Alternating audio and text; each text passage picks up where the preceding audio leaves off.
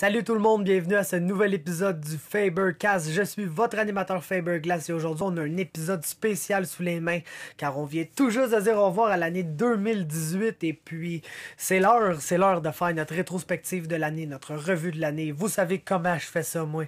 Je fais ça sous forme de liste et de classement. Quelle surprise, tu sais. Le gars c'est ça qu'il fait dans la vie. Il classe des patentes, il liste des patentes et puis je pense que c'est une bonne manière de faire ça parce qu'aujourd'hui je décerne officiellement les récompenses de fin d'année de MMA Talk dans le monde du MMA canadien. Donc tout ce qui s'est passé au Canada est éligible pour cette liste-là. Donc principalement les promotions de TKO, on a Battlefield Fight League, Unified, Excessive Force, on a Z Promotion, là, tout ce qui est Fight Night en Alberta, on a of course BTC en Ontario, Elite One, toutes ces ligues-là sont considérées. Et tous les combats qui se sont passés dans ces ligues-là sont considérés dans les différentes catégories qui sont les suivantes. Combat de l'année au Canada. Meilleur combat de l'année au Canada. On a pire combat de l'année au Canada. On a le code de l'année, la soumission de l'année, la surprise de l'année, upset of the year en anglais qu'on dit, le résultat inattendu, qu'on s'attendait pas à ce que ça arrive. On a bien sûr le combattant de l'année, la carte de l'année, et puis le meilleur team, la meilleure équipe, le meilleur gym de l'année.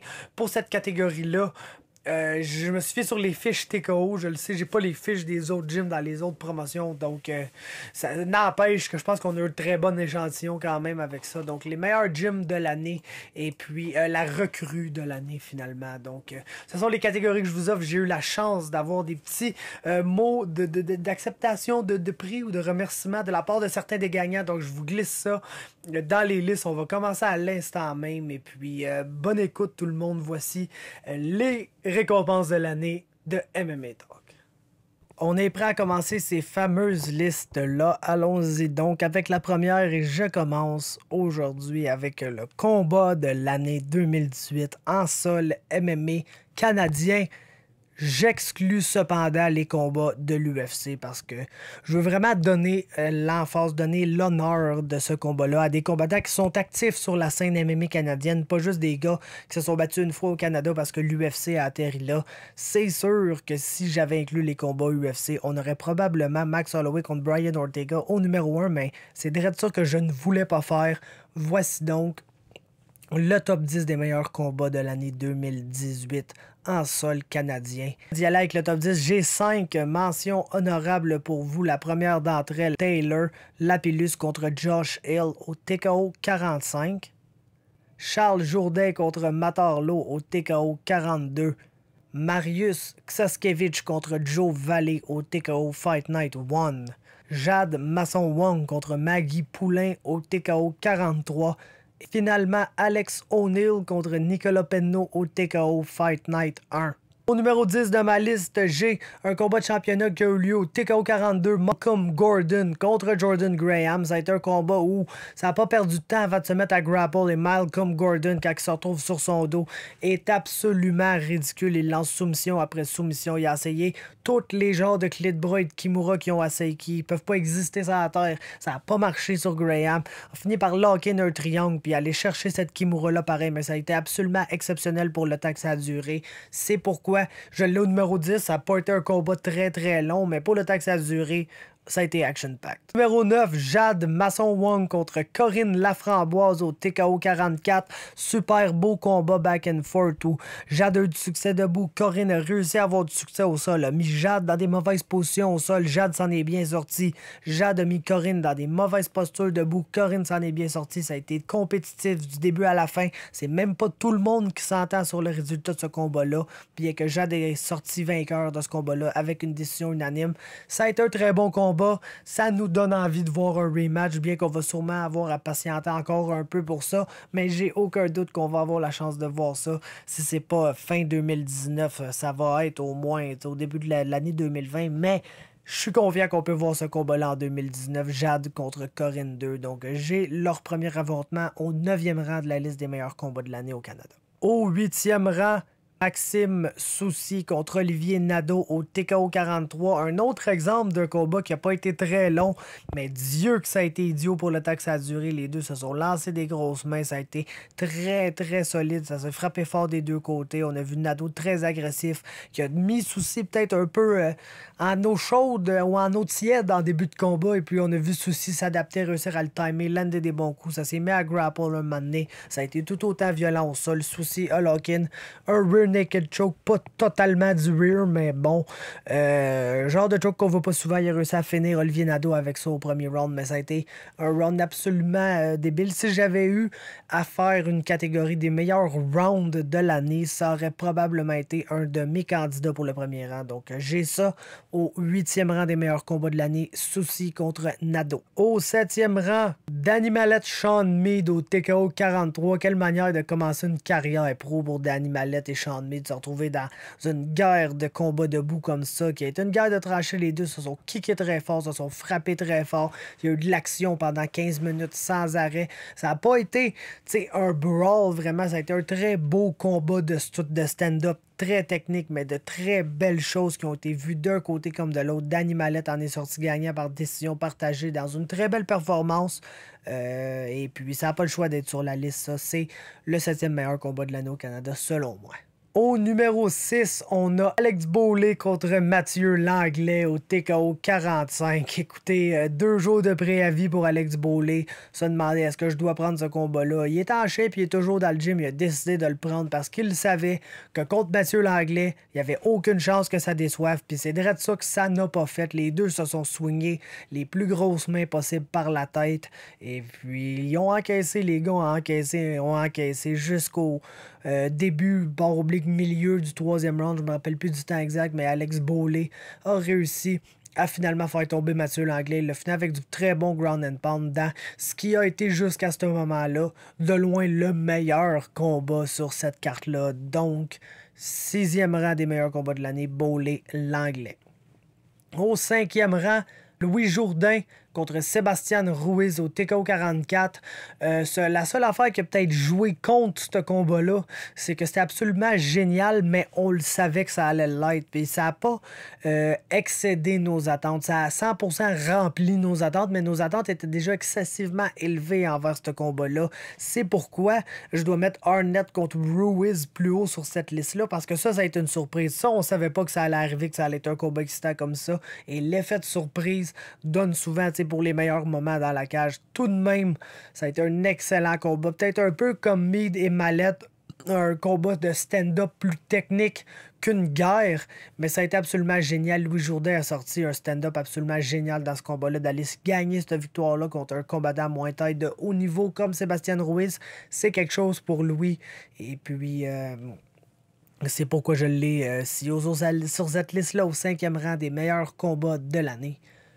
Au 4e rang, Malcolm Gordon est de retour sur la liste contre James Mancini au TKO Fight Nighter. Un combat qu'on ne parle pas assez selon moi, mais ça a été de loin un de mes combats préférés. On a vu James Mancini sortir très fort, imposer sa lutte, take down Malcolm Gordon, passer du bon temps sur le top.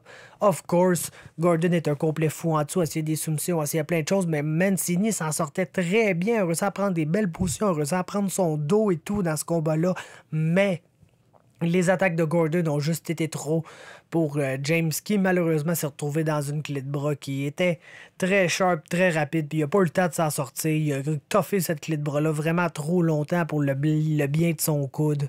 C'est un gars avec beaucoup de cœur. James ne voulait pas abandonner, ne voulait pas encore une fois perdre par soumission, surtout qu'il faisait tellement du bon travail pour ne pas se faire prendre dans une soumission contre un excellent grappler. Finalement, Gordon a eu le dessus, mais ça a été un combat pour les grappling fans comme moi, absolument génial, de loin un de mes meilleurs de l'année, et c'est pourquoi je l'ai mis au 4e rang de cette liste-là. Au 3e rang maintenant, J'en ai parlé brièvement avant, mais c'est Jesse Arnett contre Sébastien Ruiz au TKO 43. Le fait que Ruiz arrive sur très court préavis, personne ne sait c'est qui. Il a genre 19 ans, il a l'air minuscule, puis on sait quel monstre est Jesse Arnett.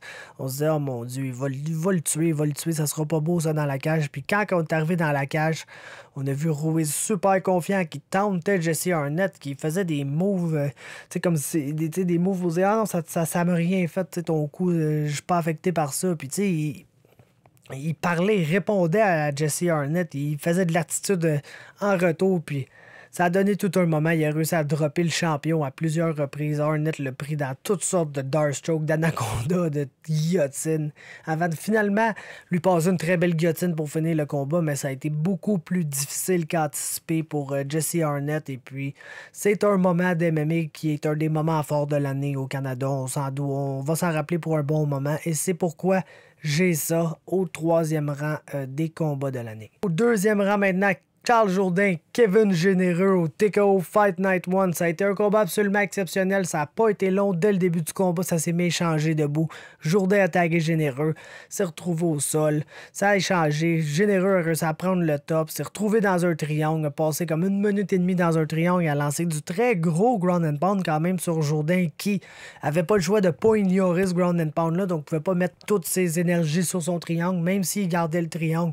Finalement, Généreux s'en est sorti. Il y a des gens qui donnaient même ce premier round-là, bien que je suis pas d'accord avec ça. Mais bref, premier round absolument débile. Le 2e round commence à la même affaire. Et puis, ce qui a été le haut désavantage de Généreux dans ce combat-là, c'est que ça s'est retrouvé dans des situations de grappling à plusieurs moments parce que Jourdain avait du succès debout. Et puis, Kevin Généreux n'était juste pas un aussi bon grappler que Charles Jourdain, qui a fini ça avec un rear naked choke après l'avoir kické dans les côtes assez solide quand Généreux était dans la tortue. C'était une scène assez spectaculaire, un combat assez spectaculaire, comme 6 minutes et demie, 7 minutes de pur délire. Et puis, ça aurait très bien pu être le combat de l'année si mon numéro 1 n'était pas arrivé. Mais au numéro 1, c'est mon choix. C'était aussi le choix du public, le choix de tous ceux qui ont voté en très grand nombre. D'ailleurs, sur mon groupe, ça a été une très bonne avance pour ce combat-là en tête de la liste des combats de l'année. Et je parle de Jesse Ronson contre Michael Dufort au TKO 44. Donc, la guerre de 5 rounds de l'année, ça a été... c'est sûr que ces combats-là sont favorisés par rapport à des combats de 3 rounds, des combats qui ont des finishes au 2e ou 3e round. Quand tu as la chance de voir un combat play-out et être excitant et enlevant pendant les 25 minutes complètes, c'est toujours un privilège. Ça donne toujours un très gros boost à ce combat-là. Puis c'est ça que ça a été. On a vu Jesse Ronson être le Jesse Ronson qu'on connaît. On a vu Michael Dufort être un combattant tout autre que celui qu'on connaissait et avoir du succès en se battant d'une façon que tout le monde disait que s'il se battait comme ça, il allait littéralement se faire tuer. Puis on s'est rendu compte que Dufort, la seule affaire qui allait arriver quand tu le frappais fort, c'est que ça allait le mettre en torieux puis il allait juste avancer encore plus fort vers toi en lançant encore plus des grosses mains qu'il les lançait déjà. Et puis, c'est un atout exceptionnel à avoir, cette toughness-là, pour quelqu'un qui a le talent que Michael Dufort a. Donc, autant une superbe victoire pour Jesse Ronson qu'une breakout performance pour Michael Dufort qui s'est pointé là littéralement contre un des meilleurs au monde dans sa division qui, on s'entend, c'est 155 livres pour les deux, même si le combat a eu lieu à 170. Mais bref, on le sait que Dufort veut retourner à ce poids-là et puis il est arrivé et réussi à être très compétitif sur 5 rounds et a passé tout près d'enlever une split decision à un des meilleurs au monde à ce point-là. Donc, avec l'expérience qu'il a, qui est seulement de 9 combats pro, Michael Dufort a démontré qu'il avait déjà ce qu'il fallait probablement pour se retrouver à ce niveau-là éventuellement. Donc, super combat, de loin le combat de l'année, comme je l'ai dit, mon choix et le choix du public, c'est Jesse Ronson contre Michael Dufort. Donc, on a un bout de Dufort aussi, écoutons-le. Salut tout le monde. J'ai été avisé par MMA Talk que j'avais gagné le combat de l'année de chez TKO. Je voulais remercier tout le monde qui a participé. C'est super gratifiant de savoir que l'entraînement porte fruit puis que vous aimez ce que vous voyez quand je me bats. Mon combat contre Ronson a été très difficile, mais je pense que j'ai démontré beaucoup de caractère, puis j'ai montré à la planète MMA que je faisais partie de l'élite du sport. Puis je voulais remercier tout le monde qui ont voté en grand nombre, mes supporters qui me suivent depuis tellement longtemps, mes commanditaires, c'est énorme ce que vous faites pour moi, vous m'aidez tellement à pouvoir justement m'entraîner dur sans avoir de la difficulté avec tout ce qui est autre que de la vie des arts martiaux mixtes. Je me considère tellement chanceux, j'ai une belle famille qui m'aime, j'ai une famille qui me supporte énormément, des amis qui me supportent partout où je me bats, que ce soit à Québec, que ce soit à Montréal, tout le monde me suit. Puis, encore là, je voulais dire merci, c'est super apprécié. Je sais que TKO a une super belle année en plus, donc c'est encore plus gratifiant de savoir que malgré la belle année que TKO a eue, j'ai été nommé combat de l'année avec Jesse. Je voulais vous souhaiter bonne année à tout le monde, à toutes les fans d'arts martiaux mix, tous les fans de TKO. Merci beaucoup. Sans vous, on se bat devant personne, puis le spectacle est pas apprécié, donc c'est super, merci beaucoup. Allons-y maintenant avec le pire combat de l'année. Ce qui est le fun dans cette catégorie-là, c'est que j'ai juste pu faire un top 5 avec 2 mentions honorables. Ça veut dire qu'il n'y a vraiment pas eu beaucoup de mauvais combats cette année. Et même les combats là-dedans, je les ai mis sur la liste. Il y a des gens qui ont voté. Il y en a que moi, j'ai pas trouvé particulièrement mauvais. Je me suis fié au vote beaucoup pour dresser ce classement-là. C'est sûr que mon top 3 était assez clair, mais les autres... c'était un peu, peu importe où ça se retrouvait, mais bref. Les 2 mentions honorables étant Sylvia Juskevich contre Alicia Cron au TKO 43, ainsi que Nate Maness contre Kai Machado au TKO 42. Au numéro 5, Julien Leblanc contre Damien Lapillus au TKO 44. Et je pense que Julien serait le premier à vous le dire à quel point ça a été un combat de merde pour lui aussi. Écoutez, il a voulu faire le saut à 170.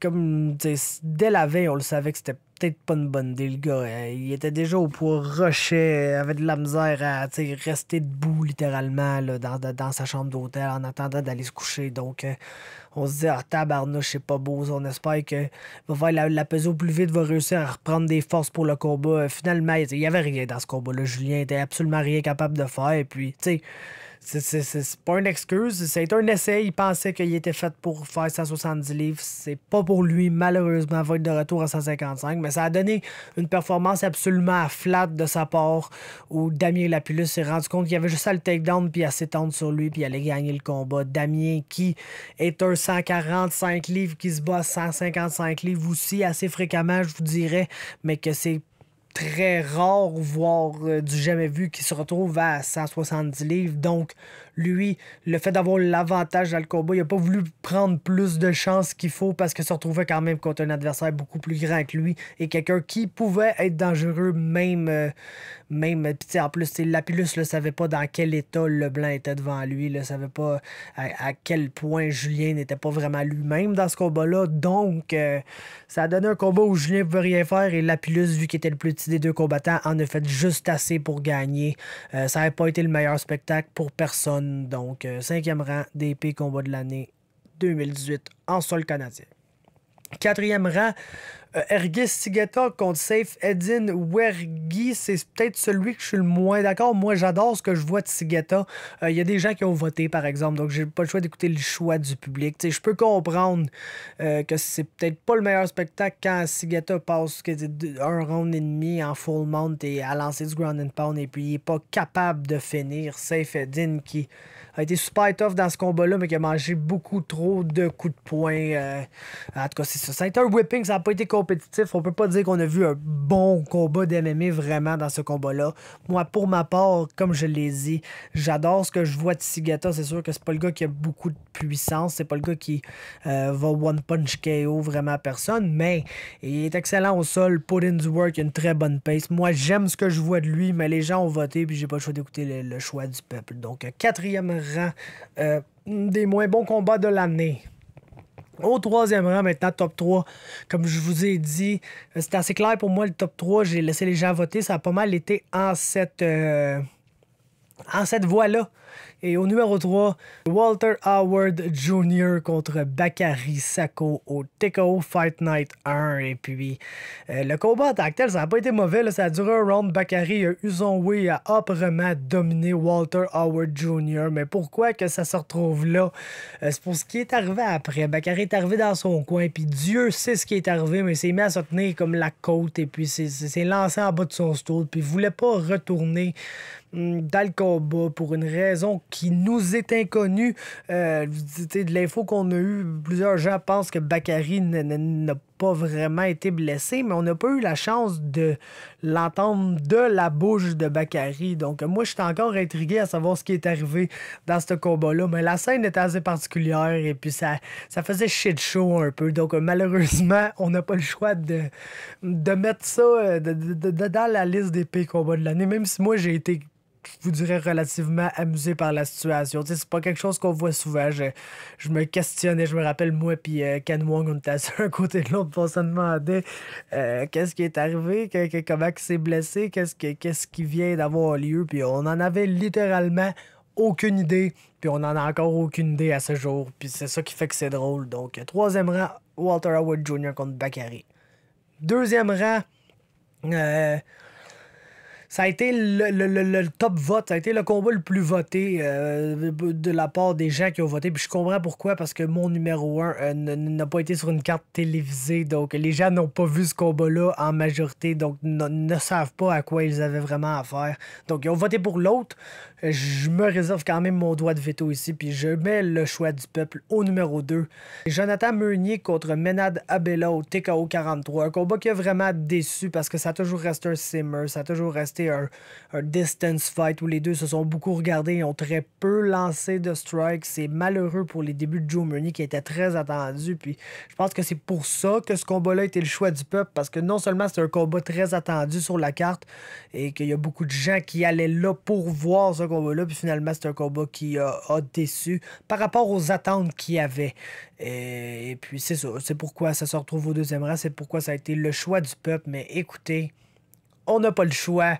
Le pire combat de l'année 2018 au Canada, et chaque personne qui a été là et qui a vu ce combat-là va probablement dire la même chose que moi. C'est Tarek Ismail contre Manny Alfaro au TKO Fight Night 1. Lors de tourner en rond puis de se regarder pendant 15 minutes, on avait Manny Alfaro qui voulait pas vraiment avancer puis engager contre un striker de la trempe de Tarek Ismail qui stockait son adversaire sans jamais rien faire, sans jamais rien lancer. Ça a été un staring contest de proportions assez épique. De loin, le pire combat. Dès qu'il y a eu des échanges de grappling, ça s'est retrouvé dans la cage, puis c'est devenu un stalemate là, complet, dans des positions bizarres où il y a des coups de ses fesses qui se donnaient d'un côté comme de l'autre. Donc, mauvais combat, écoutez, très mauvais combat. J'ai rien contre les deux artisans de ce combat-là. Tarek Ismail a même un combat que j'ai considéré dans ma liste des meilleurs combats de l'année. Son combat contre Johnny Baldridge au TKO 42. Ça a été bien meilleur, là, on s'entend. On aurait aimé mieux voir plus d'instinct du tueur de la part d'Ismail, mais le combat contre Baldridge était excellent. Cependant, celui contre Alfaro a été assez... c'est ça. Moyen, mettons. Fait que... numéro 1, bravo les boys. J'ai pas de mot du vainqueur, là. Je voulais pas vraiment écœurer le vainqueur. Hey, salut, t'as gagné le pire combat de l'année. Veux-tu me faire un petit vidéo de remerciement? Donc, nous n'allons pas écoutez Tarek Ismail et Manny Alfaro nous parler de ça. Next category. Passons à des choses bien plus intéressantes maintenant. KO de l'année en sol canadien. J'ai 5 mentions honorables, les 10 membres du top 10. Donc allons avec les mentions honorables. Marc-André Barriault contre Adam Hunter, le full mount ground and pound avec les coups de coude puis tout. Il a éteint une lumière assez clean, très beau KO. Ensuite, Johan Lennes contre Sean Mead, Shape of Marc-André Barriault, on s'entend. Good job pour Johan, très beau combat, très impressionnant. On a Nate Maness contre Jesse Arnett, le counter left-hand qui était très beau. Ce qui fait que je le mets pas dans le top 10. C'est que c'est un early stoppage un peu malheureusement, donc ça l'enlève un peu de pep, mais bref. Simon Lagarde contre Cole Fetzner, aucune bonne intention dans ce ground and pound là, c'était complètement brutal. Et finalement, Alex Bowley contre Mathieu Langlais. Passons au top 10. Au numéro 10, j'ai Marc-André Barriault contre Brandon Kornberger. Je sais pas pourquoi les gens qui ont voté semblaient aimer mieux le knockout contre Hunter. Mais moi, j'aime mieux celui contre Kornberger. Non seulement il a fermé les lumières clean avec son ground and pound, mais il a commencé à job debout. Fait que je vais toujours aimer mieux un knockout que le gars se fait dropper de bout puis finir violemment au sol avec du ground and pound que quand il se fait juste finir violemment au sol avec du ground and pound. C'était deux très beaux KO, mais celui que je décide d'inclure sur la liste, c'est celui contre Brandon Kornberger. Donc, numéro 10 pour Marc-André Barriault. Au numéro 9, Jared Revel contre TJ Kohler au BFL 55. Une over and right de proportions assez gigantesques. Vous voyez le vidéo en ce moment. Je pense que c'est indéniable. Un des très beaux KO de l'année. Pas le choix de mettre ça là. Au numéro 8, Alex Morgan contre TJ Laramie, le coup de genou et puis la série de main droite avec de très mauvaises intentions. Vous checkerez le vidéo, la face à Alex là-dessus. Tu le vois qu'il lance ses mains droites dans l'intention d'y faire mal à ce petit Laramie-là. Il y avait du bad blood entre les deux. Morgan a réglé ça de façon assez spectaculaire et c'est un très beau KO, 7e rang cette année, selon moi. Adam Asenza et Sean Wallace dans le combat principal du BTC 3. Asenza a réglé ça avant même que ça commence avec un super beau crochet pour dropper Sean Wallace et mettre fin au combat. Un très beau KO pour moi. D'après moi, le plus beau KO qui a eu lieu à l'extérieur de TKO cette année au Canada. Et j'ai ça au 7e rang. Au 6e rang maintenant, le KO le plus sous-estimé de l'année 2018 en sol canadien. Selon moi, je ne sais pas pourquoi les gens n'en parlent pas et ne le mettent pas sur leur liste des plus beaux KO de l'année. Mais c'est le body shot de Danny Mallette sur Guillaume Poulain au TKO 44. Écoute, Danny Mallette a envoyé pas mal tout ce qu'il pouvait envoyer par la tête à Guillaume Poulain. Il a droppé une couple de fois, mais il voulait pas, il se relevait, puis il a montré un cœur absolument incroyable dans ce combat-là. Ça a été le coup au corps qui finalement a porté le coup final, le coup qui a plié Guillaume Poulain, qui a fait qu'il n'a pas pu se relever de ça.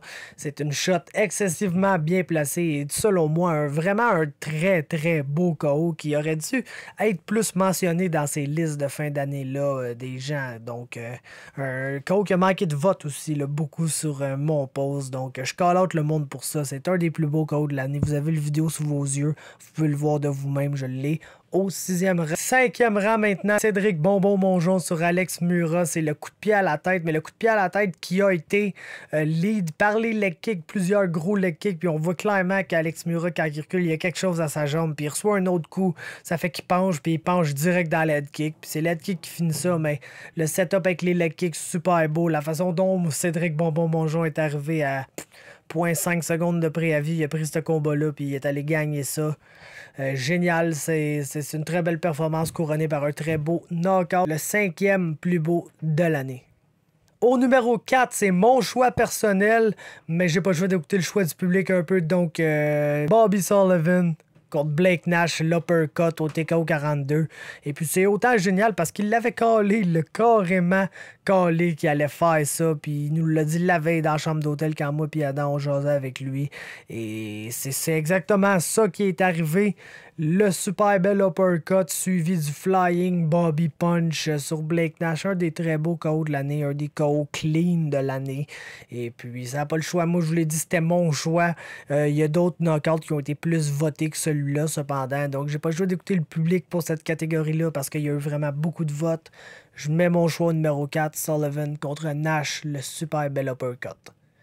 Au numéro 3, Charles Jourdain contre Matalo, la main droite. Et puis les punches qui ont suivi par après, c'était pas mal un knockout en combinaison, comme Charles nous l'a montré plusieurs fois. Et puis C'est un de ses beaux, pas mal son plus beau si on regarde ses knockouts vraiment, parce qu'on s'entend que là, on va revenir sur le combat contre Alex Morgan là, dans d'autres catégories. Ne vous en faites pas avec ça. Mais en termes de knockout qu'il a obtenu, je pense que c'est son plus beau. Je pense qu'on fait très bien de le mettre si haut sur cette liste-là. Charles Jourdain contre Matarlo.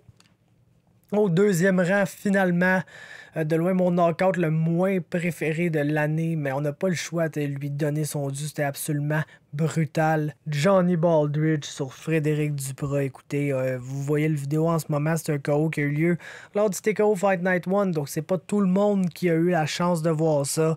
Ça a été scary sur le moment, ça a fait taire la salle assez rapidement. Il n'y a plus un bruit qui se faisait jusqu'à temps que Frédéric justement s'est réveillé, ce qui a quand même duré un peu trop longtemps pour que ça soit le fun, pas des minutes, mais au moins une très bonne minute et même voire plus. Donc, scary knockout, super beau timing de Johnny Baldridge, faut lui donner son dû.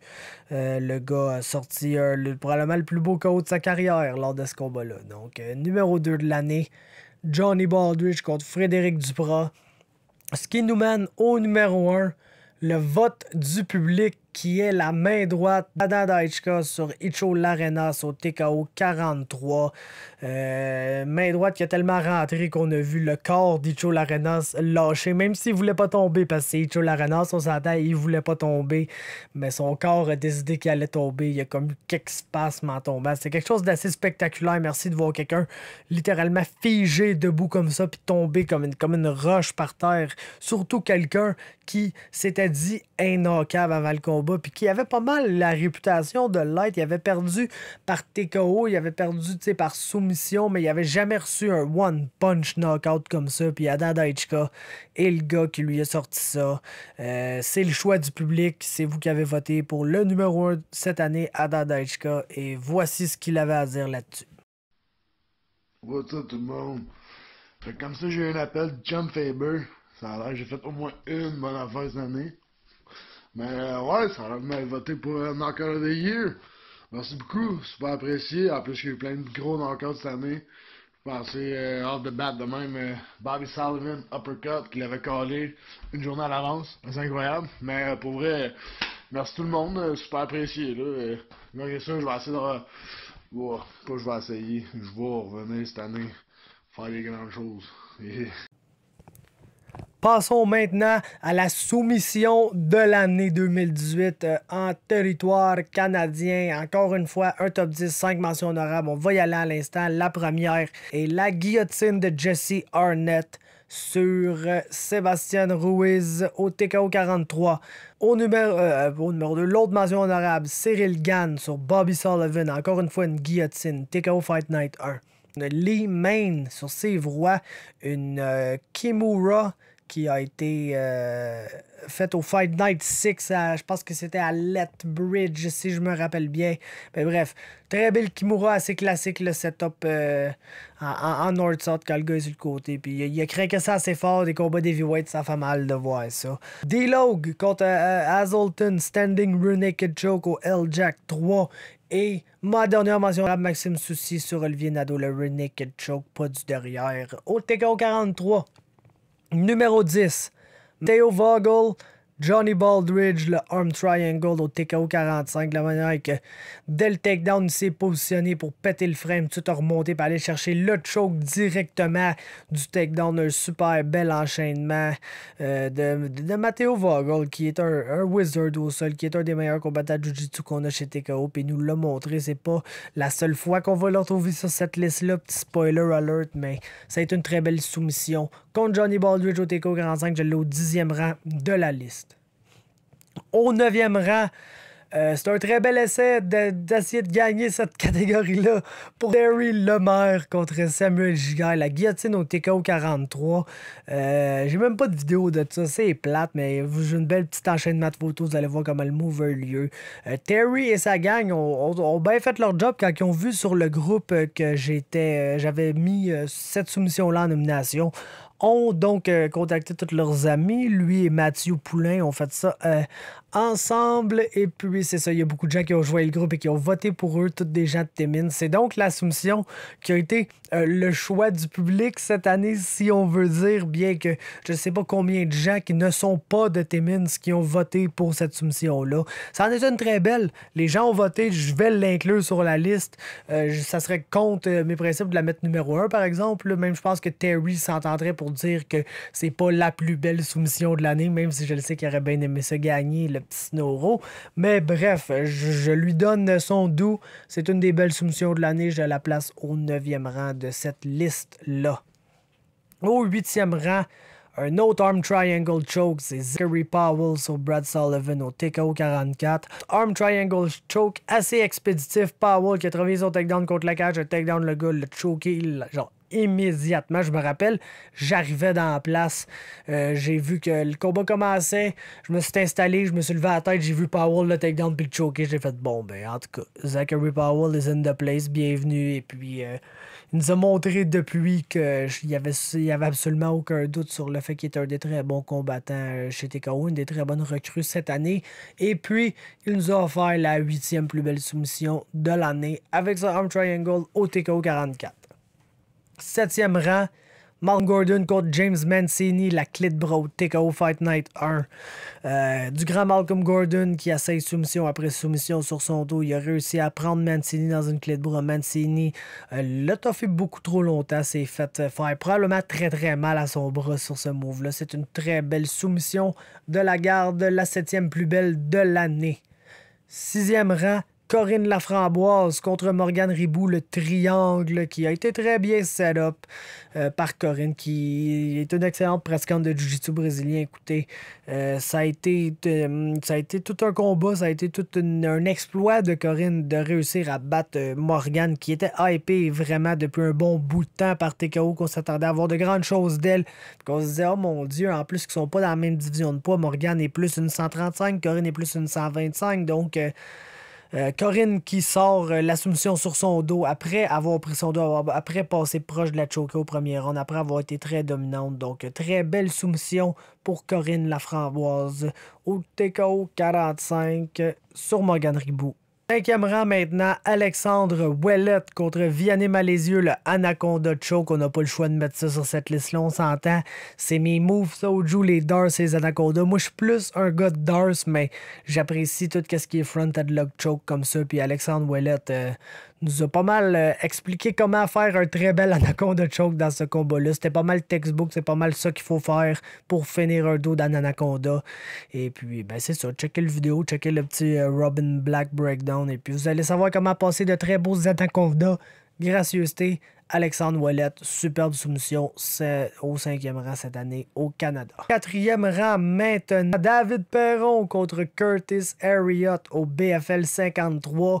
Un E-look, pas le choix là, de mettre ceci ou que ça, un super beau E-look au 4e round de ce combat-là pour aller gagner la ceinture BFL, et ainsi, je pense que ça a été son dernier combat, si je me trompe pas. Je sais qu'il s'est retiré cette année, David Perron, donc... très beau, très belle soumission, très belle clé de jambe pour lui. C'est toujours des soumissions qui sont assez rares en MMA, puis quand elles sont bien effectuées comme ça, on n'a pas le choix de mettre ça assez haut sur les listes. Donc, j'ai ça ici au 4e rang des plus belles soumissions de l'année. Perron sur Harriott, le heel hook. Au 3e rang, soumission très sous-estimée cette année. Même moi, je l'avais plus bas sur la liste. Puis quand j'ai réussi à revoir du footage de chacune des soumissions, je suis allé les revoir avant de faire ma liste officielle. Et puis, je me suis rendu compte que c'était de loin une des plus belles de l'année. C'est Matteo Vogel sur James Clark, le armbar du triangle. Une autre soumission qui a été très bien travaillée. On a essayé l'armbar, le triangle ensuite. On a réessayé l'armbar du triangle. On a fini par réussir à soumettre James Clark, mais...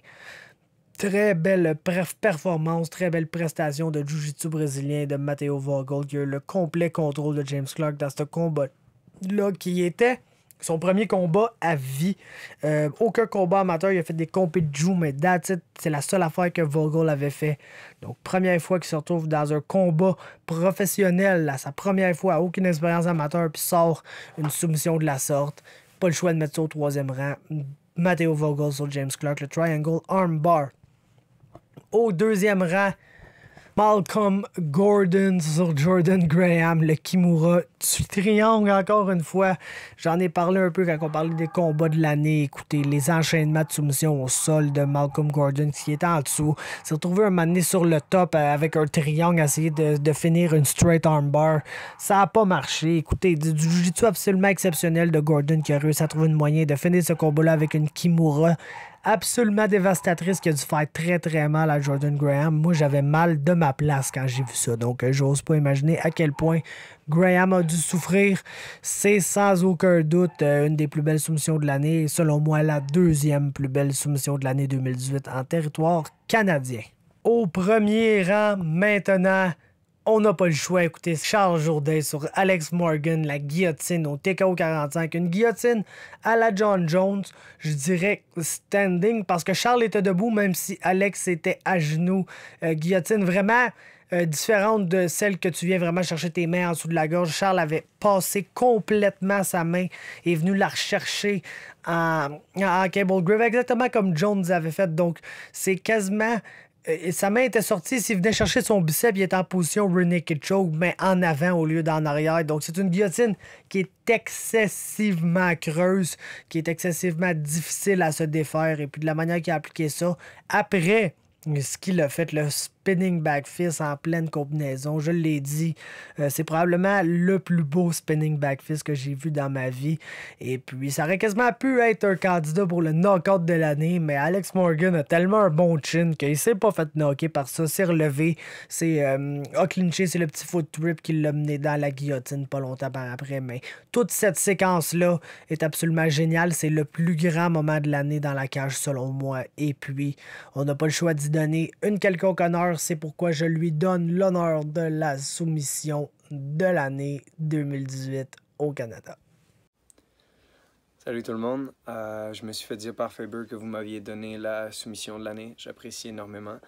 2018 a été une année parfaite de mon côté. Une année pleine d'apprentissage et 2019 va être incroyable. Donc je suis content de partager ça avec vous et merci à chacun de vous. Allons-y maintenant avec la prochaine catégorie qui est la surprise de l'année 2018 en territoire canadien. J'ai un top 10 et une mention honorable. Ma mention honorable, c'est Charles Jourdain sur Alex Morgan. Il y a plusieurs personnes qui ne pensaient jamais que Charles Jourdain allait réussir à battre Alex Morgan. Et même pour ceux qui pensaient que ça allait peut-être arriver, il y a personne qui pensait que ça allait arriver de la manière dont c'est arrivé. Donc définitivement, une des grandes surprises de l'année. C'est peut-être pas assez une surprise, par exemple, pour que je la mette dans le top 10, parce que selon moi, ce combat-là a toujours été 50-50 et je n'allais pas être surpris peu importe qui allait gagner ce combat-là. Donc, je peux pas dire « Oh my God, j'en reviens pas que Charles Jourdain a battu Alex Morgan », comme je n'aurais pas pu dire « Oh my God, j'en reviens pas qu'Alex Morgan a battu Charles Jourdain » si ça avait été le cas. C'est pourquoi je peux pas vraiment l'inclure dans le top 10 selon moi, mais je lui donne quand même une mention honorable parce que je sais qu'il y a plusieurs gens qui ont été grandement surpris par le résultat de ce combat-là.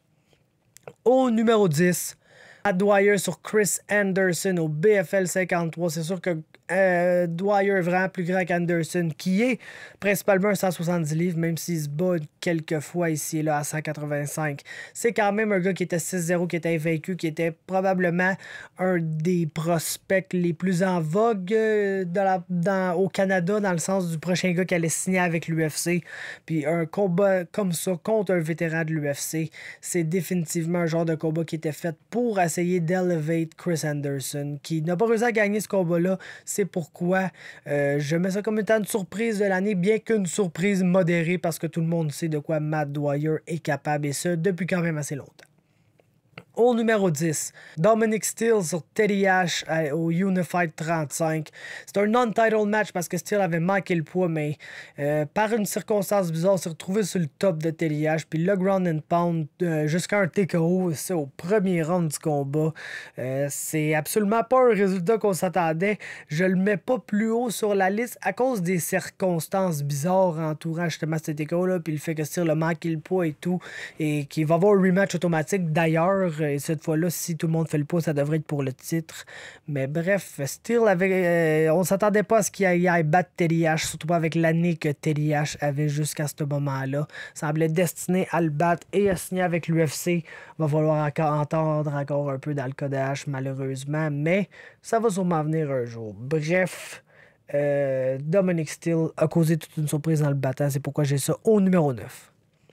Au numéro 8, Matteo Vogel contre James Clark. Je le sais que James Clark n'a pas nécessairement la meilleure fiche, mais Matteo Vogel arrivait dans ce combat-là en tant que gars qui ne faisait pratiquement que du jiu-jitsu brésilien, qui n'avait aucun combat amateur.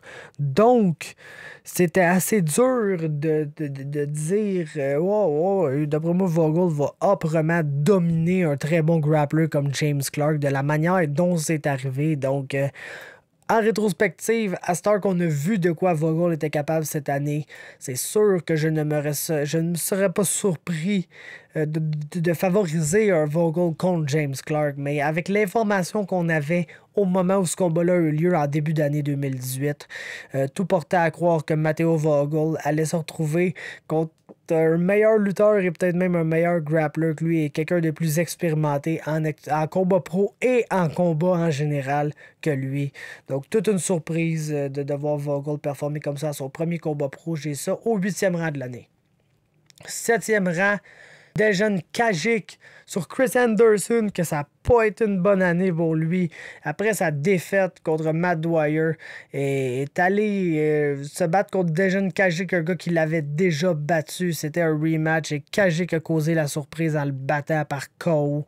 Et qui a forcé Anderson à annoncer sa retraite. Je ne sais pas jusqu'à quel point il va rester à la retraite. Selon moi, c'est encore un combattant excessivement prometteur s'il pouvait revenir en action et rester chez les 170 livres là où il est à son meilleur en termes de 16 en général par rapport à ses adversaires. Donc, je pense que c'est pas la fin pour Anderson, mais de voir Dejan Kajic, un gars avec une fiche assez ordinaire, arriver là puis le battre ce prospect-là dans un rematch, c'était absolument une surprise pour tout le monde qui a assisté à cet événement-là. Donc, j'ai pas le choix d'inclure ça sur la liste et j'ai ça au 7e rang.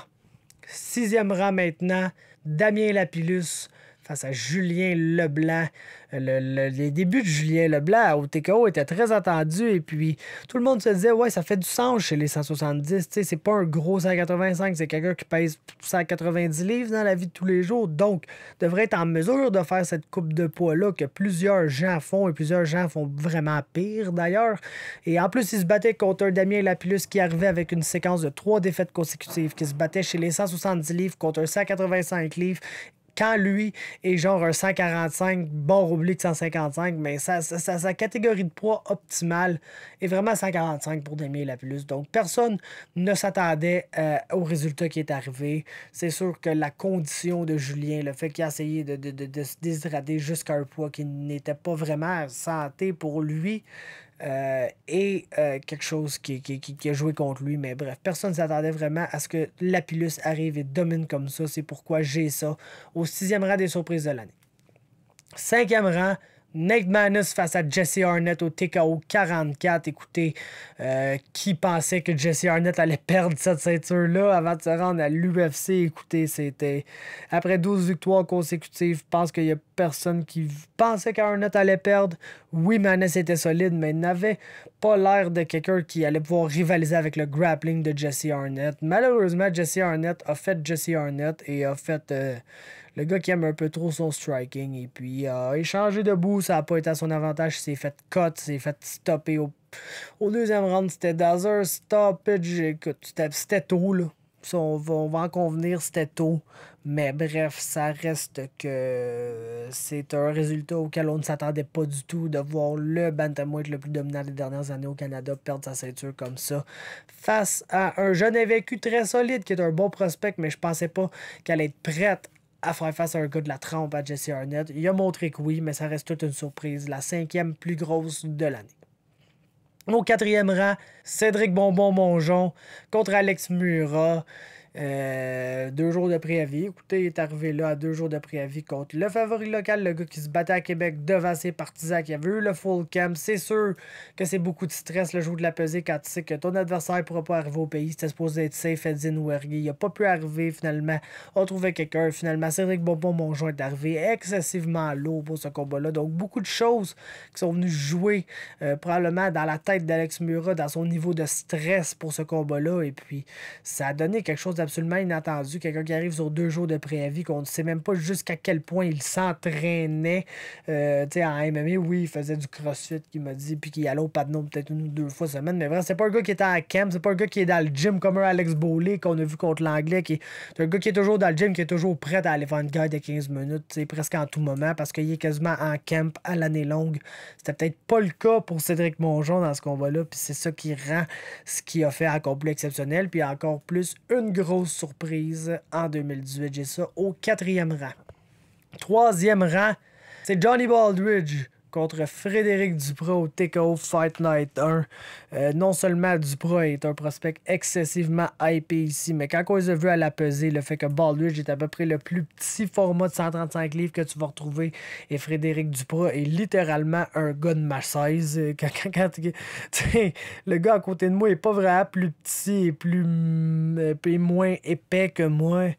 Et je suis quand même un gars quand je suis dans mon poids normal de 175 livres. Donc, Frédéric Duprat est absolument gigantesque. Je sais pas comment il fait 135, mais le fait qu'il était très hypé, puis le fait qu'il y avait une différence absolument incroyable de poids, de grandeur et de poids entre les deux. Mais pas de poids parce qu'ils pesaient le même poids à peser, on s'entend, là, mais 2 gars qui sont pas faits sur le même frame du tout. On a un qui avait l'air d'un géant à côté de l'autre. Et puis, de la manière que Baldridge a expulsé Duprat dans ce combat-là, c'est sans aucun doute une des plus grosses surprises de l'année. Et c'est pourquoi j'ai ça au 3e rang. 2e rang maintenant. Ce fut le choix du public. Cyril Gane sur Haddad Aichka au TKO 44. Et je pense que les gens ne se surprennent pas. Ben, les gens pensaient qu'Adam allait gagner. Moi aussi, pour être honnête avec vous. Mais je pensais qu'Adam allait gagner dans certaines conditions. Et puis, à la seconde près que le combat a commencé, que j'ai vu qu'Adam n'allait pas se battre dans les conditions que je pensais qu'il allait besoin d'établir pour gagner ce combat-là, ben, je me suis dit assez rapidement qu'il n'allait pas gagner ce combat-là. Donc, pour moi, ce n'est pas la surprise de l'année parce qu'il y a toujours une partie de moi qui allait se dire, ben, il faudrait qu'Adam essaie de clincher plus, de lutter plus, puis il le sait, fait qu'il va le faire, puis l'autre partie de moi se disait, no way que Adam va vouloir faire ça, puis finalement, c'était cette partie de moi-là qui avait raison. Adam avait aucune intention de faire rien de tout ça dans ce combat-là. Donc, dans les circonstances, il fallait s'attendre à ce que ça arrive comme ça, mais pour la majorité des gens, ça a été une surprise assez incroyable de voir Cyril Gane brasser Haddad Aichka dans la cage comme ça. Donc, ça n'a pas le choix d'être si haut. 2e plus grosse surprise de l'année, Gane sur Daichka. C'était le choix du public, mais moi, je tenais à mettre mon propre choix au numéro 1. C'est Corinne Laframboise sur Morgane Riboud. Écoutez, Morgane Riboud, justement, après l'arrivée de Cyril Gane, après l'arrivée de plusieurs autres combattants français, on se disait, ça y est, Morgane est littéralement la Cyril Gane la Cyril Gane féminine. Et puis, on avait du footage pour appuyer ça. Il y a des combats de Morgane Riboud sur les internets. Puis, on la voit varger des filles là, en comme 30 quelques secondes. Ronda Rousey style avec un judo throw puis un armbar. Ou juste établir une position puis ground and pounder de façon monstrueuse au sol. Et puis, le fait qu'elle était plus grosse que Corinne, qui était principalement une fighter 135 livres, contrairement à Corinne, qui est vraiment une 125 naturelle. Donc, je me disais, ça va être dur pour Corinne. Puis elle est arrivée là, puis elle a absolument dominé du tout au tout. Elle a prouvé à Morgane qu'elle n'avait jamais vu un niveau d'opposition aussi élevé que Corinne devant elle. Et puis, ça a été la victoire du Jiu-Jitsu, qui est mon sport, qui est ma passion. Donc, un des plus beaux moments de l'année pour moi. Jamais je me serais attendu à ça. Puis Dieu que j'étais content quand c'est arrivé. C'est pourquoi je décerne la palme de la surprise de l'année 2018 à Corinne Laframboise pour sa victoire sur Morgane Riboud au TKO 45. Il y a deux listes que vous allez avoir besoin de me voir la face parce que j'ai pas de photo pour ça. Donc, ce sont les deux catégories qui restent. On va y aller tout de suite avec la carte de l'année. Donc, les meilleurs événements qui ont eu lieu au Canada. Dans cette catégorie-là, je considère les événements UFC qui bien sûr, ont eu lieu au Canada. J'ai pas fait ça dans les autres catégories parce que, tu sais, on s'attaque le combat de l'année en sol canadien. Ça a été Max Holloway contre Brian Ortega. Mais je pense que, tu sais, je voulais plus décerner ces trophées-là, ces honneurs-là à des personnes qui se battent sur la scène canadienne, qui sont actifs sur la scène MMA canadienne. Mais pour ce qui est de la carte de l'année en sol canadien, je considère les cartes de l'UFC comme étant disponibles, comme étant des cartes que je vais inclure dans le top 10. Donc, on va y aller à l'instant. C'est... 5 mentions honorables en commençant. On a Unified 35, Ash vs Steel. Unified 34, Ash vs Basinski, Seth Basinski. BTC 3 Prophecy, c'était Adam Asenza contre Sean Wallace. On a les Unified 33, une autre carte de Teddy Ash contre Ortiz. Et XFCFC 18, où Matt Dwyer a affronté le vétéran de l'UFC, Dominic Steele. Ce sont mes mentions honorables. Au 10e rang, j'ai le BTC 4 Vendetta, la dernière carte de BTC qui a donné beaucoup d'action, beaucoup de finish. Le combat principal, ça a été Adam Asenza, qui est pas mal la star de la promotion, qui a affronté le vétéran de l'UFC Jason Sago, qui l'a battu, qui a ravi le titre et qui est maintenant le champion. Donc, nous avons une très belle carte, on a eu de la belle action. Il y a quelques combats qui ont fall through à la dernière minute, mais les remplacements, tout a bien pan out. Il y a eu un rematch que personne ne voulait vraiment avoir, qui a finalement été un excellent combat. Donc, une très belle carte pour BTC. Puis, on s'entend que c'est dur pour ces promotions-là de compétitionner avec TKO. Puis quand je dis ces promotions-là, c'est toutes ces promotions-là. BTC est une des seules au Canada qui nous offre des cartes de combat professionnel au complet. Tu sais, quand on regarde les Unified, quand on regarde Battlefield Fight League, beaucoup de Elite One aussi, XFCC, même... les Fight Night en Alberta, là, quand c'est Fight Night Lethbridge, Fight Night ici, qui est Z Promotion, il y a souvent des combats amateurs en début de carte et puis 4 à 5 combats professionnels. Donc c'est sûr que c'est dur pour ces cartes-là de compétitionner avec des cartes de TKO qui a des combats professionnels de très bon niveau, pas mal du plus haut niveau qu'on retrouve au Canada, en fait, from top to bottom. Donc BTC est l'autre promotion qui fait que des combats pro. Ils ont un moins bon roster que TKO encore, sont plus nouveaux en effet, puis il y a peut-être un peu moins de budget et tout, mais on fait un très bel événement avec le BTC 4 cette année, puis ça se doit d'être souligné. Donc au 10e rang, j'ai le BTC 4. Au 9e rang, UFC Moncton, Ozdemir contre Smith. Ça a été une carte de Fight Night correcte, je vous dirais.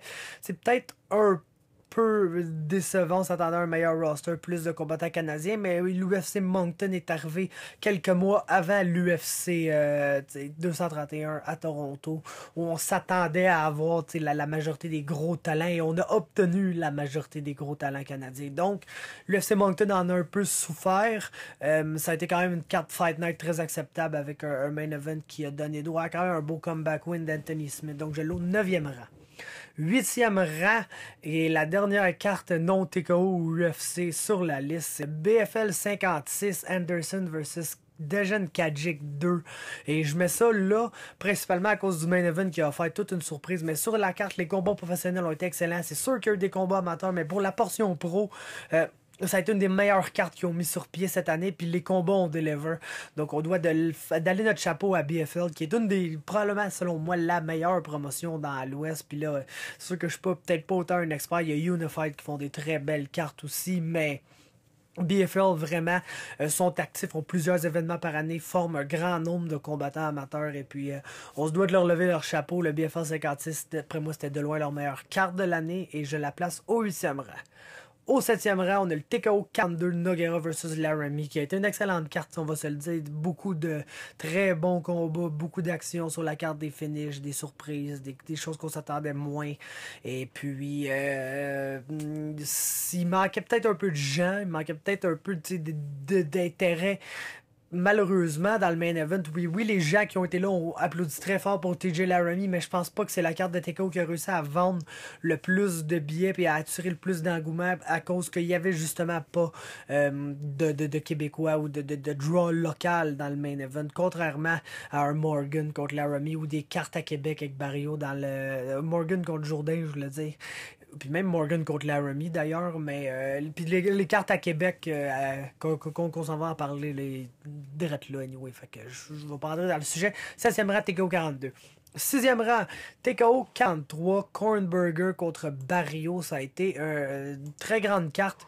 C'est quasiment con qu'elle se retrouve en bas du top 5 des meilleures cartes de l'année, mais ça je pense que c'est juste une preuve d'à quel point on a eu des excellentes cartes en sol canadien cette année, principalement de TKO et de l'UFC aussi, qui quand ils sont arrivés au Canada cette année, ils ont donné du très gros show, ils ont donné de la très grosse qualité, et puis c'est pour ça que je dois exclure le TKO 43 du top 5, un peu à contre-cœur, parce que c'est une carte absolument géniale. C'est les débuts à Québec, c'était vraiment un big fight feel là, dans la place. Les gens de Québec sont arrivés massivement pour cette carte-là. Ils ont été présents. On a eu le droit à tout un show.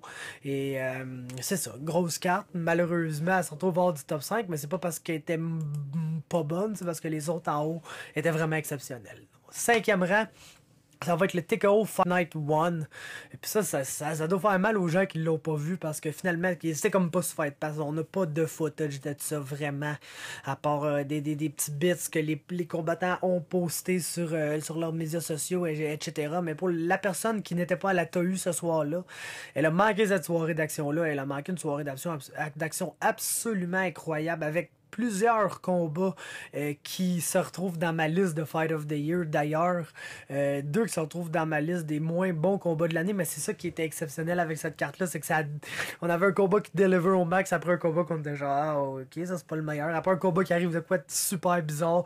Après un autre combat qui deliver après une méga surprise que personne s'attendait. Donc back à back, on avait des affaires sur cette carte-là qui arrivaient, puis c'est vraiment une carte qui était bourrée d'action, une carte que tous ceux qui n'ont pas eu la chance de voir doivent regretter de ne pas avoir eu la chance de voir, et ce qui est selon moi la 5e meilleure carte de l'année en sol canadien.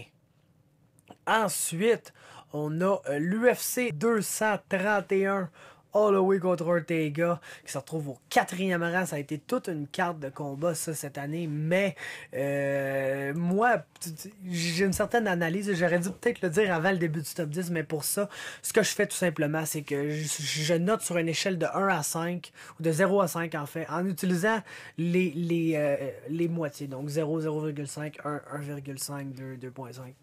Je donne une note à chacun des combats sur la carte. J'additionne toutes les notes de chacun des combats et je divise par le nombre de combats. Ça me donne une moyenne. Donc ces cartes-là sont classées par moyenne, vous comprenez, par moyenne d'enjoyment. Et l'UFC 231, autant quand la carte a fini immédiatement, je pensais que c'était probablement la meilleure carte de l'année. Quand j'ai regardé par après, je me suis rendu compte que peut-être en début de carte, il y a eu quelques combats qui n'ont pas deliver tant que ça. Puis tu sais, ça fait que statistiquement, elle se retrouve numéro 4 sur cette liste-là, puis qu'il y a 3 cartes devant eux. Donc, c'est ça.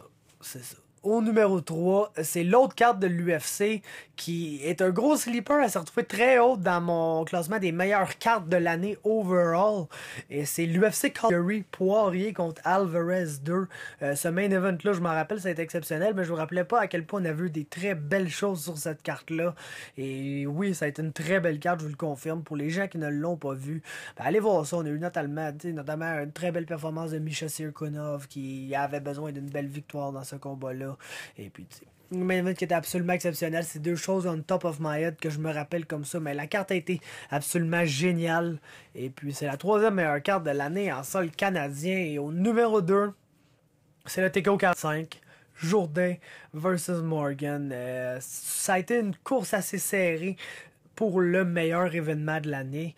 Mais c'est ça qui est arrivé. Le TKO 45 termine au deuxième rang. Carte absolument géniale. Une des meilleures cartes à laquelle j'ai eu la chance d'assister en personne. Comme ça arrive très souvent avec les cartes de TKO. Et c'est pourquoi elle se retrouve là.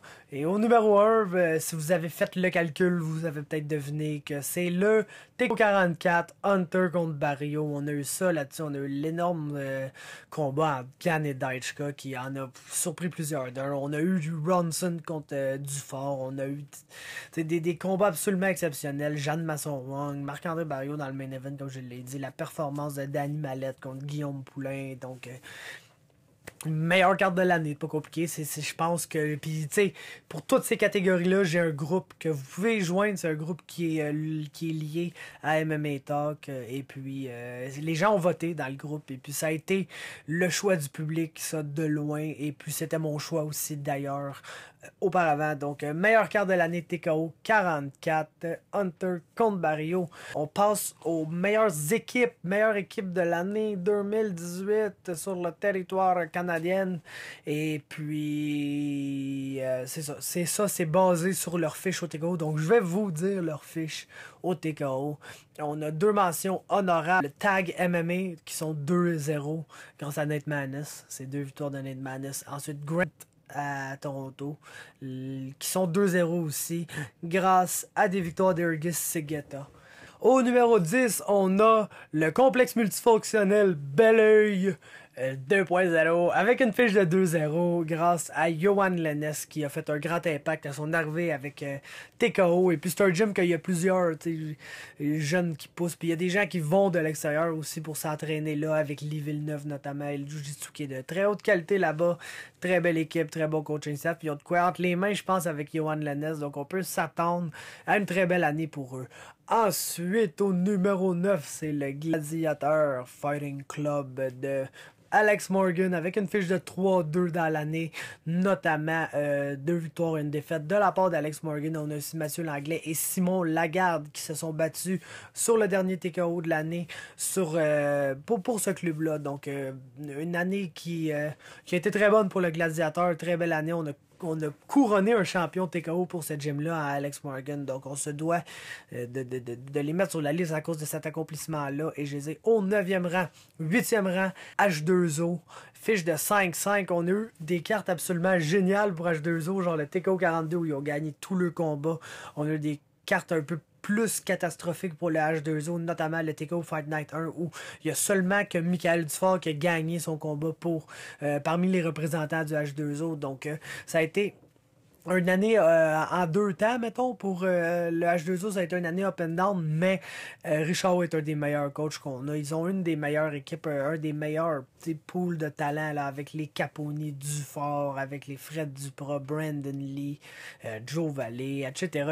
Là, c'est un gros team de combattants. Et là, je parle sur la scène canadienne parce qu'on n'oubliera pas Olivier Aubin-Mercier non plus. Donc, l'H2O à surveiller. Et puis, j'ai aucune... Je le sais personnellement qu'ils vont avoir une très grosse année 2019 devant eux. Donc, 7e rang maintenant, on a Pat No de Gatineau, Sifu Pat. 4 victoires et 3 défaites pour leurs représentants. Donc, Nicolas Penneau, Julien Leblanc, on a Cédric Bonbon-Mongeon, Guillaume Poulain, Zachary Powell, Isaac Blais. Très beau squad, très très beau squad. Et puis les défaites, peut-être à part celle de Julien Leblanc, puis celle de Guillaume Poulain aussi. Mais Guillaume Poulain a montré beaucoup de cœur, beaucoup de toughness dans cette décision-là. Pas que Julien a rien montré. Ben, en fait, Julien a rien montré. J'ai pas vraiment peur de dire ça. Dans cette défaite-là, il était pas lui-même. On sait de quoi Julien Leblanc était capable. Puis c'était pas ça. Ça a été une mauvaise idée d'aller à 170. Pas mal. Tout le monde s'en était rendu compte la veille. On espérait le mieux pour le combat. Ça a pas bien été. Puis Julien va se reprendre. Écoutez, là, c'est pas ça qui est grave dans son cas. Mais bref, à part peut-être ce combat-là, même dans la défaite, Pat No ont montré de très belles choses. Nicolas Penneau contre Alex O'Neill, là, notamment. Donc, super beau club aussi. J'aime beaucoup les jeunes qui poussent de là. C'est un beau team qui... autant les gars, justement, vont s'entraîner ailleurs, vont avoir d'autres looks, autant ils reviennent toujours à la base, à Patnaud. Puis c'est une belle petite équipe qui s'entraîne ensemble, ils sont bien hot. Puis je suis content de voir qu'ils ont du succès à ce niveau-là. Donc, 7e rang pour Patnaud. Au numéro 6, c'est Adrenaline MMA à London avec Jesse Ronson, Malcolm Gordon. Ils sont 3-0. Ils ont le petit astérix à côté de leur nom qui fait que tous ces combats-là sont des victoires dans des combats de championnat. Donc ça fait vraiment des top gym là, qui amène le top talent qu'on retrouve dans TKO, le top talent qu'on retrouve au Canada en général. C'est un des meilleurs clubs, un des places les plus établies au pays. Et puis, on n'a pas le choix de les mettre sur cette liste-là. Je les ai au 6e rang cette année. 5e rang. Pro Star, pas le choix de le donner ça avec une fiche de 4 victoires, 1 défaite. Les frères Jourdain ont récolté des victoires. La défaite a été récoltée par Yann Jacolin dans un premier combat professionnel contre Johan Lennes. Quelque chose que il va absolument se remettre d'eux. Et puis là, le Pro Star est allé chercher une ceinture, a démontré les frères Jourdain, les améliorations que ces jeunes-là démontrent. C'est absolument incroyable. Puis ça fait une très belle réputation à leur gym, à Éric Bertrand. Puis c'est une place où il y a un très beau team aussi qui pousse. Il y a des jeunes là, qui s'entraînent au Pro Star puis qui s'en viennent comme dans le futur. Là, je parle des jeunes de genre 15-16 ans qui sont au secondaire puis tout. Fait que à suivre le Pro Star qui va sans doute être une des forces pour les années à suivre au Canada en termes de MMA, qui va amener le top talent vraiment comme des gyms comme Adrenaline puis comme les autres gyms qui sont sur cette liste-là. Donc j'ai au 5e rang aujourd'hui. 4e rang pour l'année 2018, c'est le TriStar, c'est un mainstay. 5 victoires, 2 défaites pour les représentants du TriStar. J'ai inclus Alex Morgan dans les deux. Ça, c'est quelque chose que, Morgan est autant avec les Gladiateurs, avec Pascal Chambody, que au TriStar avec Fira. C'est les deux places qui s'entraînent. Lui, il fait pas 5000 places. Là. Il est soit au Gladiateur ou soit au TriStar. Donc, j'ai pas le choix de le mettre comme un membre à part entière de ces deux gyms-là. Mais on a des combattants comme James Mancini aussi qui sont venus de là et puis plusieurs autres. Donc, fiche de 5-2 pour le TriStar à TKO. Pas mal le top gym au Canada, on s'entend. C'est là que le meilleur niveau de talent s'entraîne. C'est le gym à déloger. Et puis, ils font bonne figure à toutes les années, encore une fois cette année. 3e rang, New Era Combat Club de notre ami Crew Jeff Harrison qui amène une équipe assez impressionnante lui aussi avec les Matteo Vogel, Alex O'Neill, Matt Harlow, Adam Hunter et puis tu sais, j'en oublie, c'est ça le pire. C'est une très belle équipe, fiche de 5-2 en 2018, une des équipes les plus dominantes, une des équipes qui offre la meilleure opposition dans la victoire comme dans la défaite à leurs adversaires. Donc on n'a pas le choix de les mettre dans le top 3. Au numéro 2, c'est la MMA Factory de Fernand Lopez qui sont toujours invaincus au TKO avec 4 victoires et aucune défaite cette année, 2 pour Cyril Gann et 1 pour chacun des frères Lapulus. On a Alan Bodo aussi qui arrive en 2019. Donc la MMA Factory qui s'est implanté fermement au TKO dans l'année 2018 et s'est implanté comme étant vraiment un des top gyms, un gym qui va amener le meilleur calibre dans la cage. Et puis c'est pourquoi on n'a pas le choix que de les mettre au 2e rang. Ça a été un tour de force pour eux cette année. Et il n'y a seulement qu'un club qui a réussi, et puis avec une marge assez impressionnante d'ailleurs, parce que c'est un club qui nous amène beaucoup de talent dans TKO, du talent qui est très actif aussi, et c'est le Nova Gym de mon ami Danny Laflamme, gym qui est d'ailleurs comme un peu un gym parent de mon gym à Saint-Jean, Nova Union et compagnie.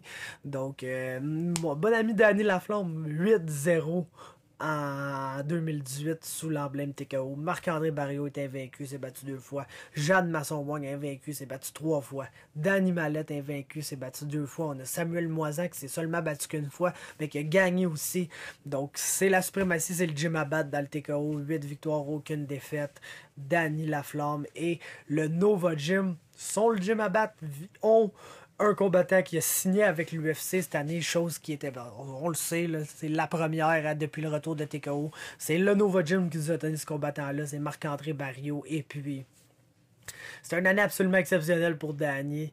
Je suis fier de leur donner le numéro 1. C'est un gym qui travaille très fort, des super beaux gyms, toujours justement un gros team d'MMA là, qui pousse, puis ils ont des très bons amateurs qui vont s'en venir pro, qui vont continuer à augmenter la réputation de ce gym-là. Ils ont d'autres gens qui commencent, qui vont faire le saut chez les amateurs bientôt. Donc, un gym qui est toujours en production de jeunes talents, et puis Danny Laflamme, au rythme où il est parti là, ne s'arrange pas pour vraiment comme donner son trône à personne dans les prochaines années. Là, si ça continue, comme ça risque de continuer, puis si Marc-André a le succès qu'on pense qu'il peut avoir rendu au niveau UFC. Donc, gym de l'année, Nova Gym. Sur ce, Danny m'a laissé un petit mot pour remercier tous les gens impliqués. Donc, voilà, on parle à Danny. Wow, Gym de l'année 2018, le Nova Gym au Canada, que je suis vraiment fier, avec les performances de Marc-André Barrios, Jeanne Masson-Wong, Danny Mallette, Samuel Mazan. On est 8-0 au TKO. Je suis vraiment super content. Premièrement, merci beaucoup à toute l'équipe d'entraîneurs du Nova Gym, tous les partenaires d'entraînement. Merci beaucoup à tous les fans qui nous suivent quand il y a des shows TKO. Merci, merci, merci. J'ai ma relève avec moi. Ouais, Nova Gym! C'est ta, yeah! Il ne reste que 2 catégories seulement. On va y aller immédiatement avec la recrue de l'année. J'ai mon top 10 et j'ai 2 mentions honorables étant les suivantes. Simon Lagarde et Pierre-Olivier Bouffard. Au 10e rang, Isaac Blais.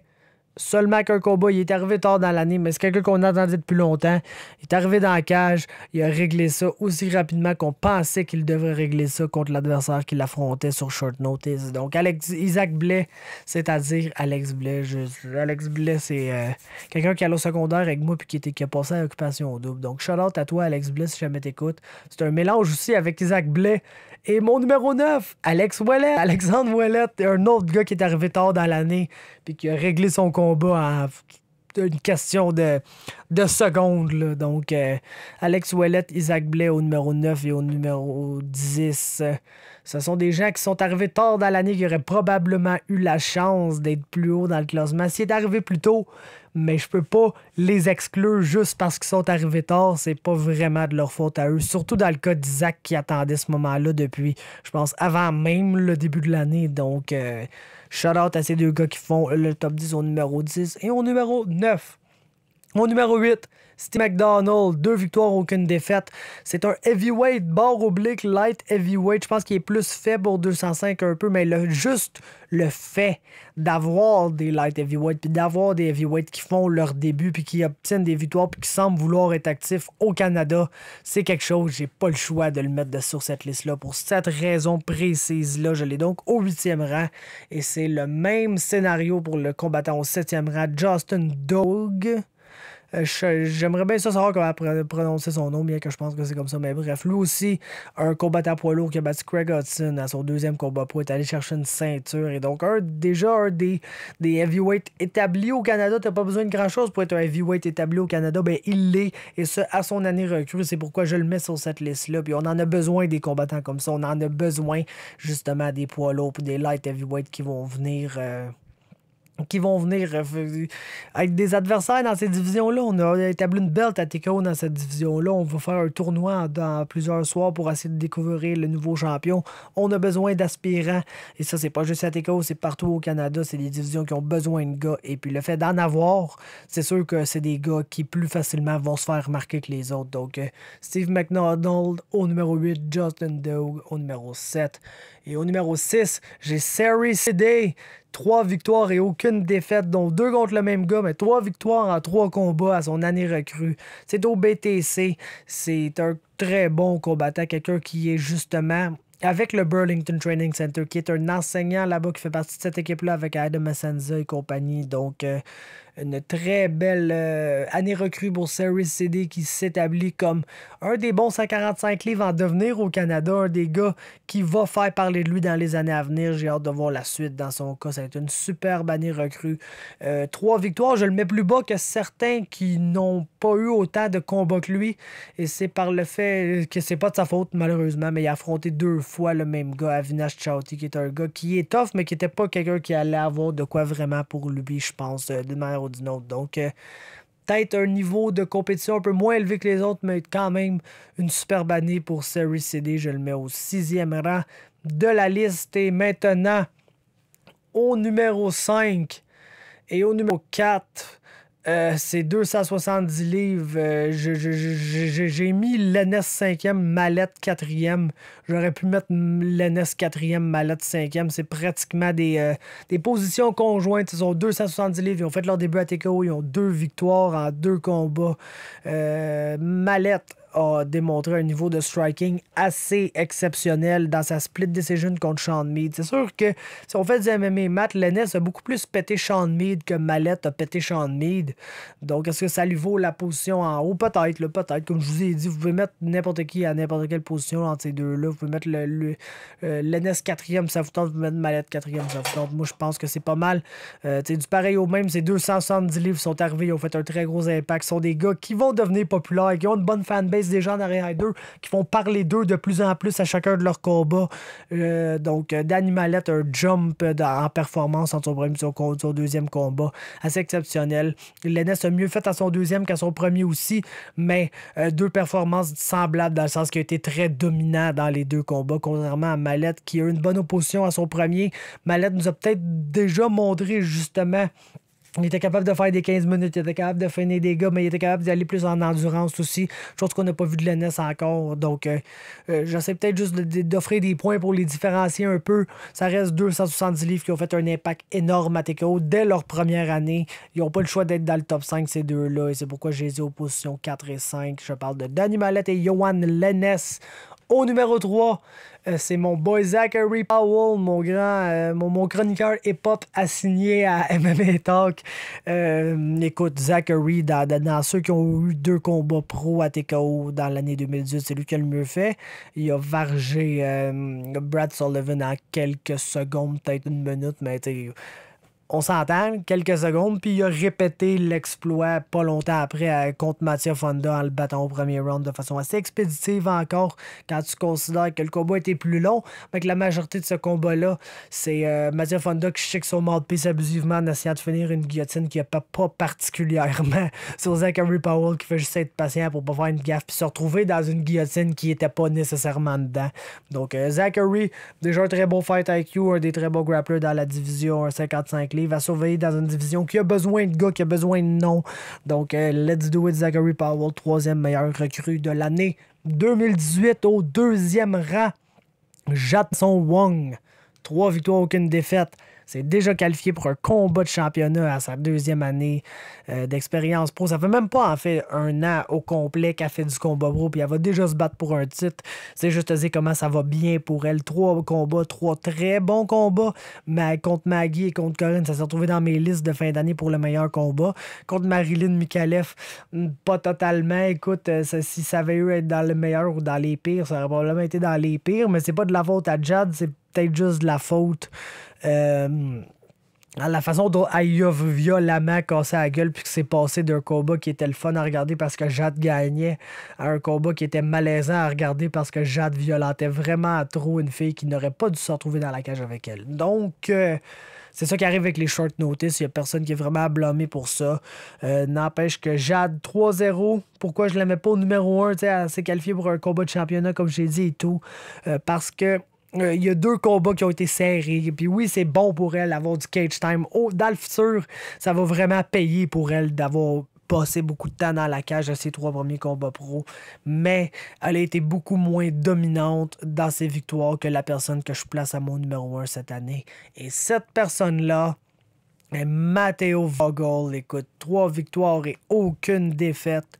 De façon dominante, comme je l'ai dit, son combat contre James Clark a été dans ma liste de soumission de l'année, dans ma liste de surprises de l'année. C'est une superbe performance de sa part au sol, absolument incroyable. Son 2e combat, c'est un short notice chez les 145 livres contre Stéphane Lavoie, qui est un des combattants sous-estimés au Québec, qui est un des combattants vraiment meilleurs que sa fiche en l'air. Et puis Lavoie a sérieusement ébranlé Matteo Vogel, lui a envoyé du gros dommage au premier round. On se demandait, oh my god, qu'est-ce qu'est-ce qui va arriver avec Vogel. Ça va pas bien pour lui. Il semble pris hors de son élément. Puis au deuxième round, il est revenu. Il y a l'under takedown. Puis il est allé chercher sa soumission. Dans une performance sakurabesque, comme le dirait notre ami Ken Wong, que je salue d'ailleurs. Donc, très belle deuxième performance. Sa troisième performance a été littéralement... ça a été très bref contre Johnny Baldridge. Un takedown, un choke. Merci, bonsoir. Terminé 3-0. Il est la recrue de l'année. Il est une des personnes à surveiller au Canada chez les 135 livres. Et il a un mot pour nous. Voici Matteo Vogel. I just want to say that it's a huge honor to be named Canadian Rookie of the Year. I want to give a thank you and a shout out to my amazing team, my coaches, all my training partners, all my sponsors, and the TKO for letting me fight under such a world-class organization, guys. I look forward to putting on some great performances for you in 2019. Nous y sommes maintenant à la dernière catégorie et non la moindre, le combattant de l'année 2018 au Canada. Vous connaissez la drill à ce stade-ci, 5 mentions honorables avant de commencer le top 10.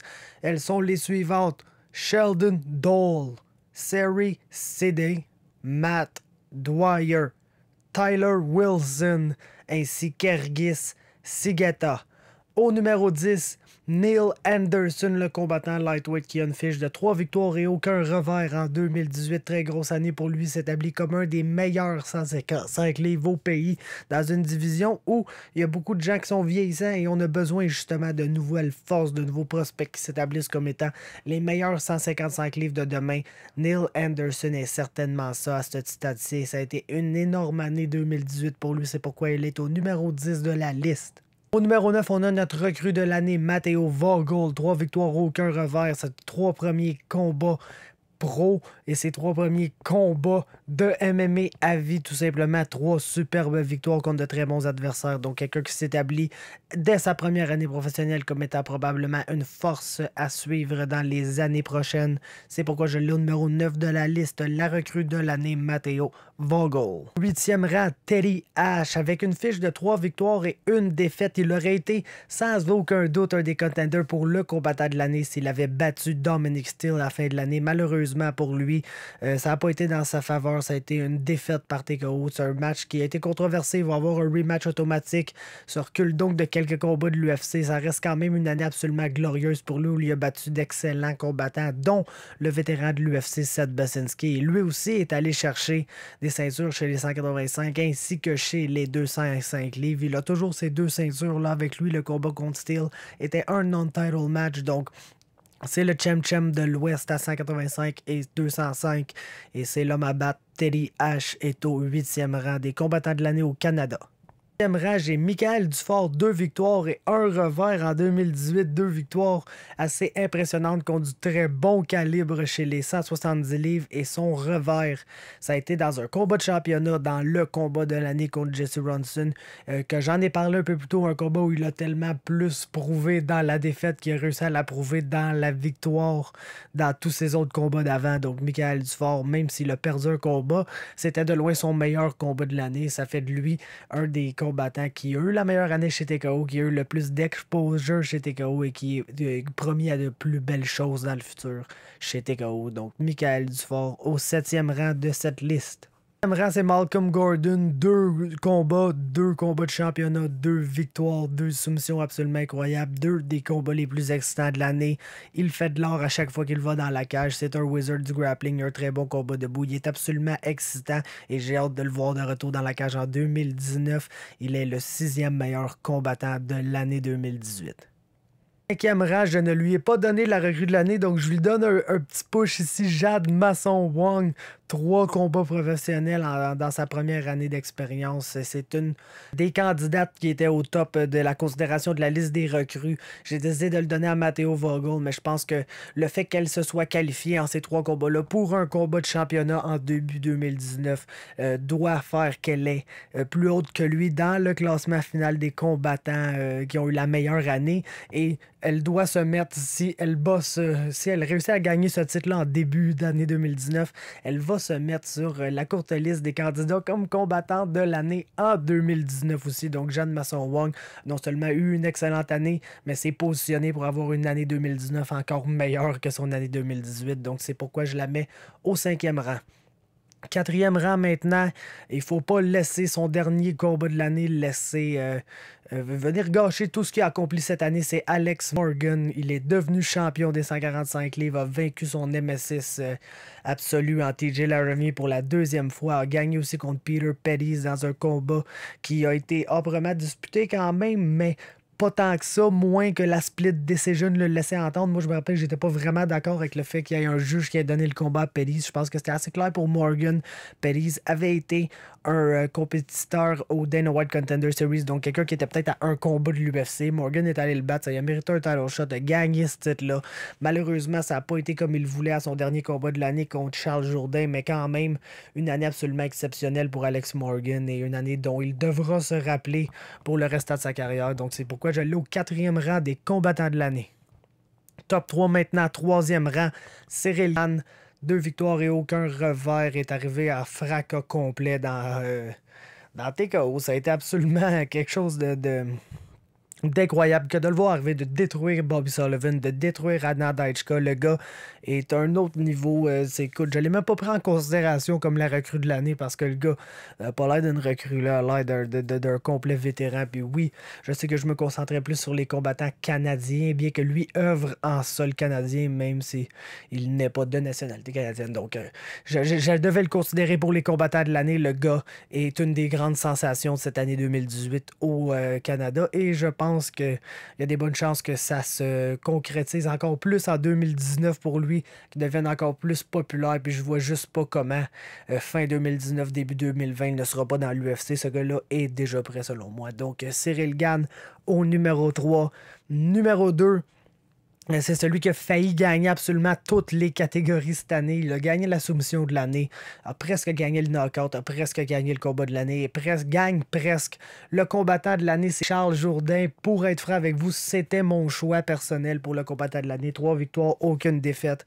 Le plus beau comeback que vous ne pouvez pas imaginer en termes de carrière après sa défaite contre TJ Laramie. Il y a plusieurs gens qui se disaient « Oh shit, dans le fond, Charles Jourdain, quand ça va au sol, il n'y a pas grand-chose. » Et puis, il nous a montré du très beau sol cette année. Il a knocké Matalo, mais après ça, du très beau sol contre Généreux. Superbe soumission contre Alex Morgan. Tout ça est toujours setupé par ses mains. On s'entend, c'est pas mal dans ce domaine-là que ça se passe pour Charles. Mais ça en vient un combattant de plus en plus intelligent, qui est capable d'être flashy, mais qui l'est au bon moment pour faire les bonnes choses, contrairement à quand il était plus jeune, quand ça faisait des flying knees, juste un peu pour faire des flying knees, puis ça shootait pour des takedowns, peut-être pas au meilleur moment, juste pour dire qu'on est capable de shooter pour des takedowns. Ça a toujours été ma critique quand les frères Jourdain étaient plus jeunes.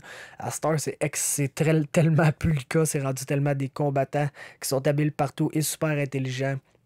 Charles Hearn, année drive, comme je l'ai dit, c'était mon choix pour le combattant de l'année, mais les gens ont voté autrement et puis j'ai pas le choix, c'est-à-dire de donner le choix du public cette année comme combattant de l'année. Et pour la 2e année consécutive, c'est Marc-André Barriault qui va gagner cette palme-là. Et puis j'aurais mis Charles Jourdain parce qu'il y a un combat de plus et lui aussi est allé chercher un titre dans un combat d'une envergure absolument incroyable.